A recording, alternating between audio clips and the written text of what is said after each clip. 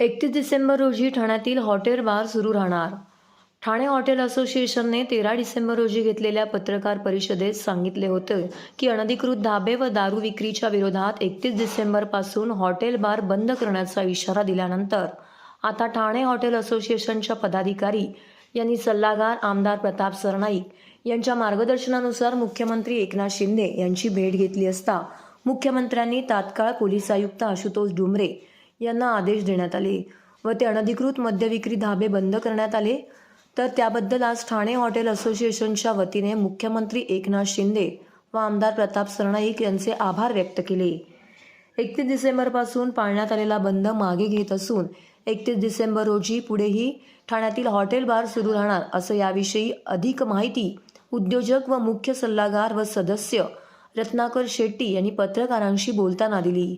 सदर पत्रकार परिषदेला ठाणे शहर हॉटेल असोसिएशनचे अध्यक्ष UD शेट्टी, उपाध्यक्ष रघुनाथ शेट्टी, उपाध्यक्ष राघवेंद्र शेट्टी, खजिनदार प्रशांत शेट्टी, सेक्रेटरी रघुनाथ रॉय व इतर पदाधिकारी येथे उपस्थित होते.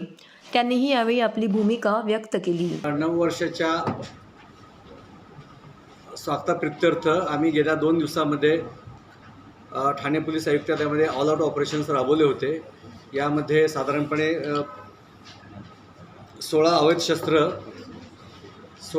15 फरारी आरोपी, 14 पाहिजे असलेले आरोपी असे जवळ 30 आरोपी यांना अटक केली आहे.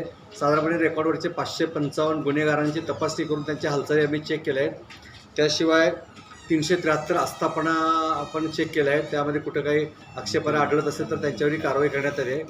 याशिवाय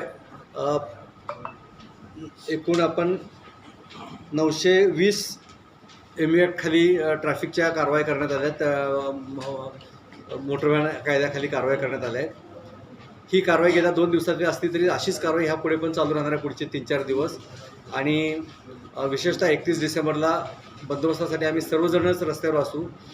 माननीय CP सरांपासून ते शेवटचे PC पर्यंत आम्ही सगळेजण बंदोबस्तात असू. साधारणपणे CP सर स्वतः जॉईंट CP, मी ॲडिशनल CPज आम्ही 4, सगळे DCP असे साधारणपणे 500 अधिकारी आणि 5000 पोलीस अधिकारी अंमलदार, 5000 पोलीस अंमलदार असा आमचा बंदोबस्त त्या दिवशी लागला असेल.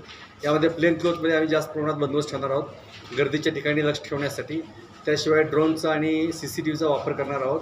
साधारणपणे आपल्याकडे मगाशी मी चुकून 1000 म्हणालो, पण आपल्याकडे साधारणपणे 2000 CCTVज आहेत सर्वत्र आयुक्तालयामध्ये.